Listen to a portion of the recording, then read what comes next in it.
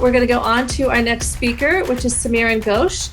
And Samiran is a Forbes Tech Council member, and he'll be talking today about how emerging tech can play a role in the comeback of the event industry and how such tech can sustain growth in the future. So I will skip out and let you go to it.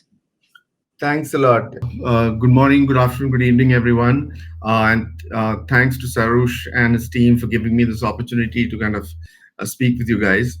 I'm going to talk about tech and how this whole can kind of play a pivotal role in the comeback of the event industry.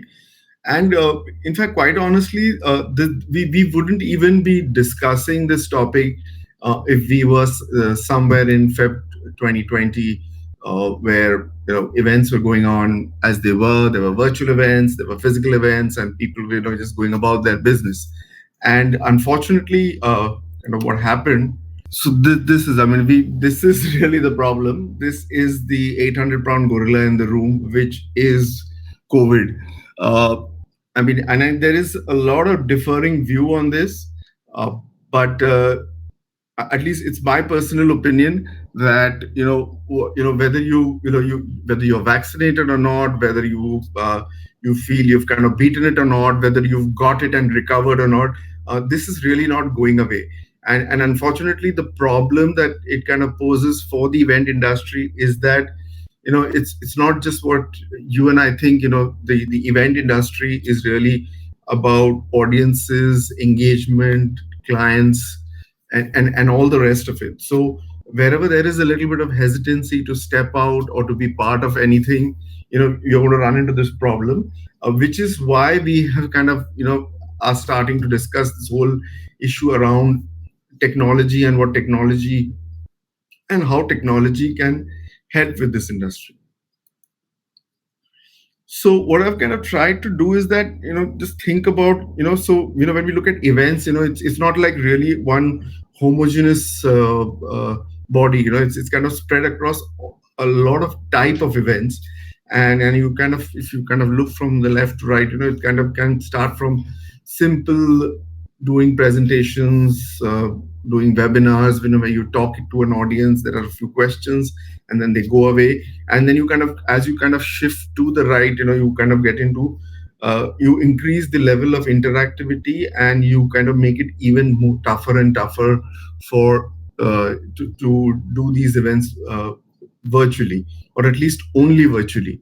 So you kind of have product launches, and then you kind of get into all these large symposiums like the Gartners and what have you.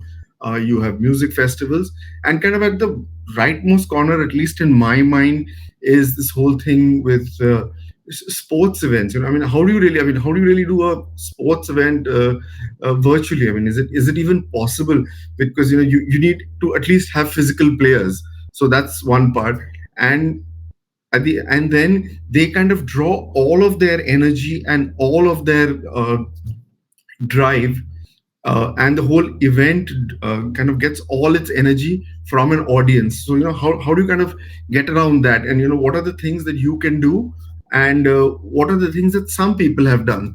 So what I've endeavored to do as part of my very small talk is to kind of just give you some snippets of how things have gone, rather than just kind of talk about pieces and chunks of technology, but at least kind of give you a little flavor of how people may have done different things. And each of you can then take away what you think is appropriate. And usually in everyone's case, it will be a bit of a mix and match of everything. So I mean, there's a small amount of animation here, and I hope it kind of comes through to you as quickly as it's happening here. So this is really the Real Madrid stadium, the Bernabeu.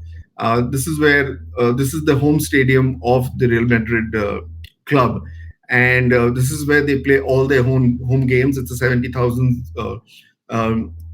capacity stadium, and obviously they had a really tough time filling it. But we'll kind of talk about them a little more as we go along. This is the Tomatina Festival. Again, not a classical event, but a kind of a landmark event. Again, cancelled because again, can't be done virtually. the Mardi Gras. Then you have the Oktoberfest. You know, I mean, I cannot even imagine how you can drink beer virtually. So so that's another thing that's probably taken a toll there. Day of the Dead, I mean, made very famous by the James Bond movie. Again, a festival where people come together. Uh, there is uh, there is communities coming together. There is eating, there is drinking, getting to meet friends, going out. But again, not possible. And then there are a few other interesting examples, which is TED Talks, and we'll kind of talk a little bit about them. And the other one I kind of, which I've been very briefly involved with, is MTech, which is the MIT Tech Review event, which is again about innovative technologies and how are you going to spread the word about them. So what I want to do is that as you can see here, that this is kind of a spread of events. Some of them have obviously uh, been really tested in these times, because it's kind of really difficult and almost impossible to do them virtually. But some of the others have been able to uh, work around it, either by their uh, basic construct, or by how they have kind of thought about themselves or thought about their events.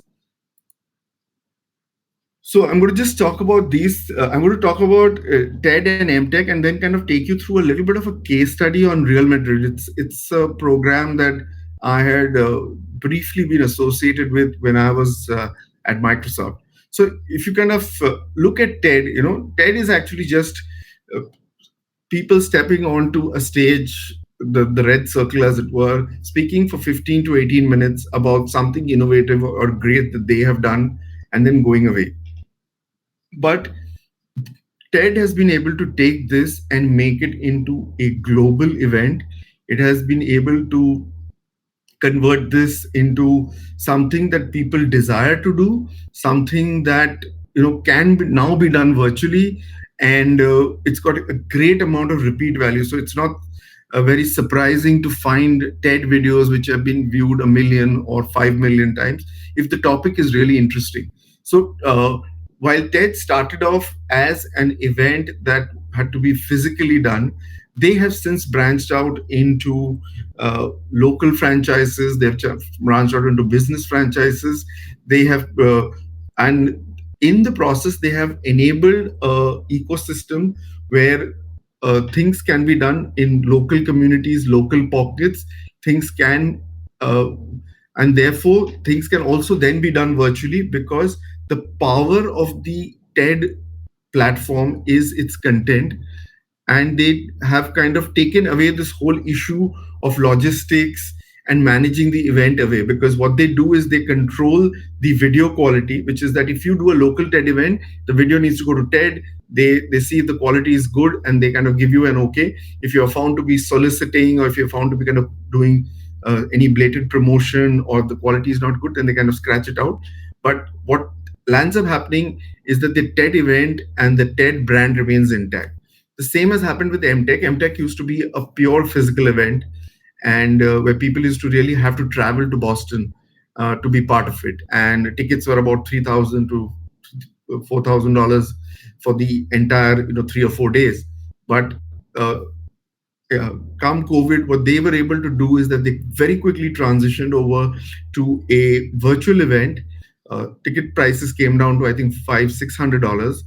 Many more people attended, and I think they're probably doing much better than were doing before, because earlier it was restricted to just people who made it to Boston, but now it's available to everyone in the world. So this is one of the cases where being virtual has actually been a virtue, because you are now able to reach a much larger audience at a lower cost and much more efficiently.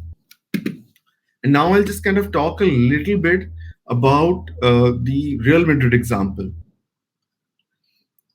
So, uh, Real Madrid obviously is, for the people who follow football or soccer, uh, it's an extremely successful franchise, extremely influential, has all the best players and able to attract the best talent. But somewhere, I think. around the uh, 2013-14 timeframe, they realized that there was a huge fan base out there who they were never able to kind of get in touch with. So a Real Madrid event was really about the 70,000 people who were in the stadium, in the Bernabeu, or wherever Real Madrid played, and that was the end of it. So what they started doing is that they kind of started thinking about their fans and football as an event and as a method of trying to reach out to their fans and the population that was like super excited to see them play. So at the core of it, obviously, it was. I mean, like you can see here, it was just an app. But what it did was that it kind of brought everything that the whole team was doing uh, uh, onto your phone. So whether it be matches, whether it be fixtures, league tables, match highlights, merchandising, the statistics of the team, who away games, home games, chances of winning, probability, uh, gamification, even in some cases betting.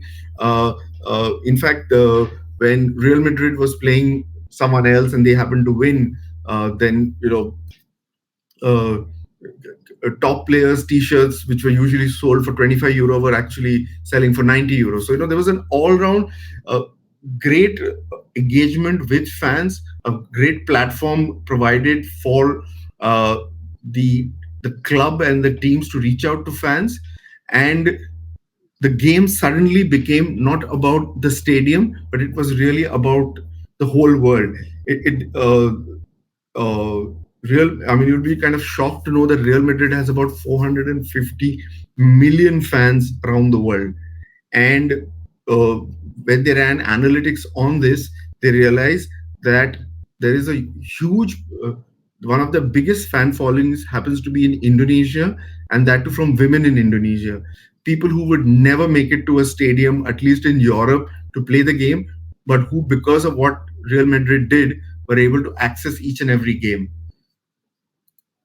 So this is just, I mean, I've just kind of got some screenshots here, which is like all the league tables, everything that Real Madrid ever did, match highlights, kind of everything available at your fingertips. And again, I mean, just another more of the same thing that you know. This was a truly immersive experience in that you could really be part of the game. You could analyze the game, you can look at it from different angles, you can share this with friends, you can kind of watch it together. So all in all, Real Madrid, though it was a sport and a physical sport, they were able to kind of extend this to all their fans, make it virtual. And of course, the condition is obviously that they played, but even when they were not playing, there was a huge amount of fan engagement that kept the interest alive and the passion alive. There's just some more, and as you can see, then this thing kind of kept on building, and they kept on creating more and more. And Microsoft happened to be a part of this because it was built on their platform. But it was really about it was about football. It was about the game, their passion, and how they kind of reached out to their audience virtually, using technology, as well as, of course, understanding of the football fan on the ground. And now what I've done is that I was actually looking at a lot of the things, events that were done in just the last 6 to 9 months, and I kind of tried to pick out two or three different things and what they did. And each one of them did different things to attract or at least do the event as well as attract the audience. So starting, and I've kind of tried to cover a gamut of those events. Starting with Salesforce, I think they did this sometime in March. Uh, and they realized that it was extremely unsafe to kind of get people together physically. So they, over a period of 10-15 days, they decided they're going to do this event virtually. And they did a whole bunch of innovative things just to make that happen. Of course, as you can see, statistics that there were 80,000 uh, live streams viewed, and there was 1.2 million video views. But they did something. They did interesting things like this app exchange demo. So they put aside 3 minutes where any developer or any startup could kind of book time on the app, demo their solution, and then quickly that was distributed amongst everyone else who was virtually attending to vote and decide whether this was a good or bad thing. So they gave equal opportunity to a lot of people, as well as they kind of democratized the evaluation process. So everybody kind of remained involved in the process, as opposed to it just being and somebody demonstrating their solution, and nobody really knowing anything about it. Then the NBA. So when the NBA decided to start, there was still a moratorium. I think it was in July 2020 when they tried to do it. So they were actually operating in a bubble, and they didn't want audiences to come in. But just like the Real Madrid example, they needed audience involvement, because otherwise, they just lose their connect, and fans get dissatisfied, players don't feel happy. So I think they again worked with a lot of technologies to make uh, virtual stands and audiences appear virtually in the existing stadium, and they use some again, quite coincidentally, they use some Microsoft tools, but the point really being that they were able to kind of get audiences in. So, and as you can see, then they kind of also used very uh, cameras at interesting angles, mics at interesting places, because so that you could hear the sound of the sneakers, you could hear the ball bounce, you could actually see the game from different angles, which you could not see if you were just watching TV. You probably could not see it even if you were physically on court, but this gave you that opportunity to do that, and then of course allowed fans to digitally cheer and all of that. So again, uh, uh, this is again as much about the technology as it is about knowing what the fans want and how to make that experience extremely delightful. Tomorrowland is again an electronic festival that is held in Belgium. Again, people said it cannot be done, but they held this whole thing virtually, which was, they had virtual stages. It was hosted on a virtual 3D island. There were thousands and thousands of virtual fans, and in fact, you should kind of go check out the official video that's put out there. It kind of it looks like a, a tiny sci-fi movie. Similarly, the other two, just trying to be a little cognizant of time here. So as SBC Digital was a gaming event, which again was again done fully virtually, with lobby area, networking area, conference room. So this was more a classical event that was managed. But the only thing they here, what they tried to do is that they kind of gave the entire audience, the speakers, the sponsors, and everyone an experience of being in a live venue of an event. Uh, the last one is a very interesting thing, is that as you are all aware, Zoom has kind of taken over our lives. So everything's done on Zoom. So a couple of guys from New York got this idea that why don't we do a charity ball on Zoom? So they actually organize invitations. They kind of did did the whole 9 yards, all done on Zoom, and the proceeds were went to WHO, COVID response teams, and so again, what I just wanted to kind of bring out is that people have been doing some very, very interesting and exciting things with virtual events. But I think the important thing, and at least uh, the theme that I kind of see all through, is the fact that you are trying to enhance the experience of the people who are coming in. You also know exactly what they want, and you are using, as Sarush said, you are kind of making it possible for the physical and the digital worlds to merge seamlessly, without kind of having that dissonance that now you're doing something virtually which couldn't have been done physically, or this is physical, this is digital.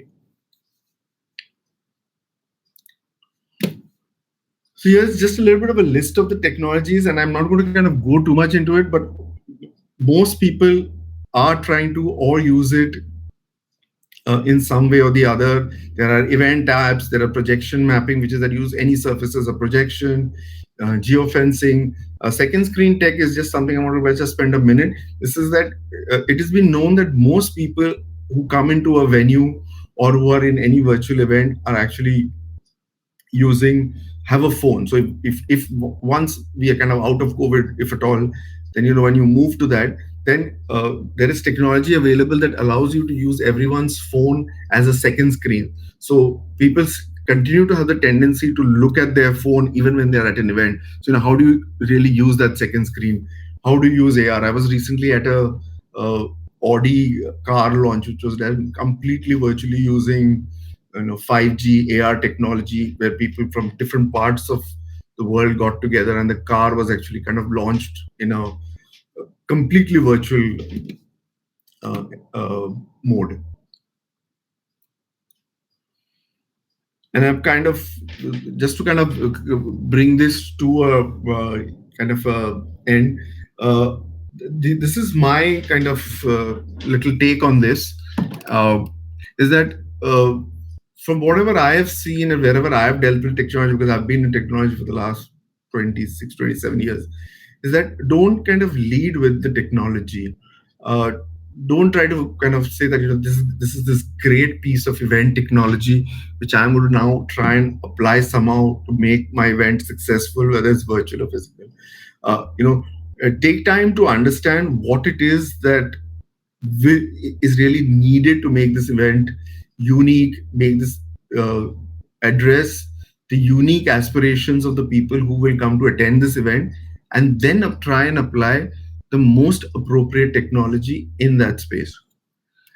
Content is still king. I think the examples of TED and MTech and a lot of the other events tell you that if you have good quality content, if you are delivering a powerful message, if it is something that people will not be able to easily find anywhere else, you will get an audience and your event will be successful.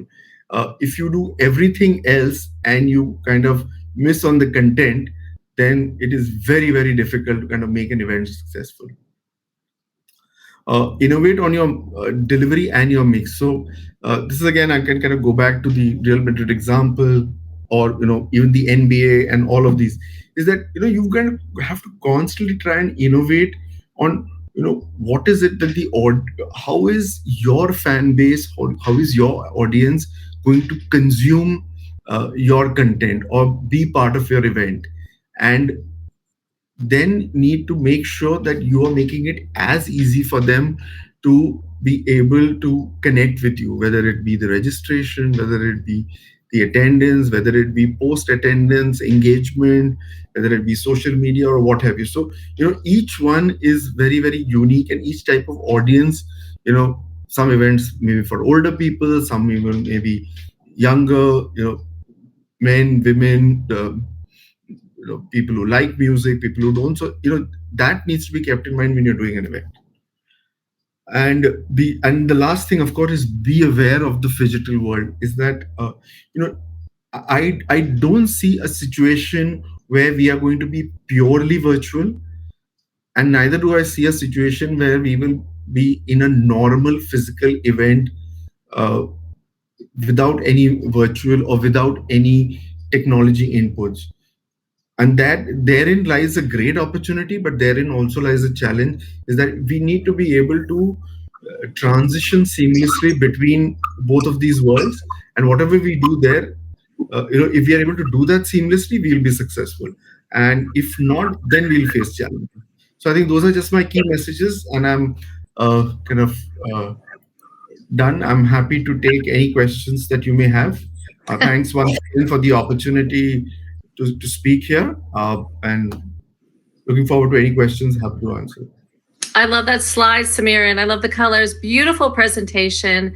So chock full. And the one takeaway that I wrote down, that many that I loved, but the one I really loved was being virtual is a virtue. And I think that's so important, and probably what we're all going to take away is that when something is taken away, inevitably something is given back. And I just love that idea that in the virtual, we're able to produce these amazing events at a fraction of the price, reach more people.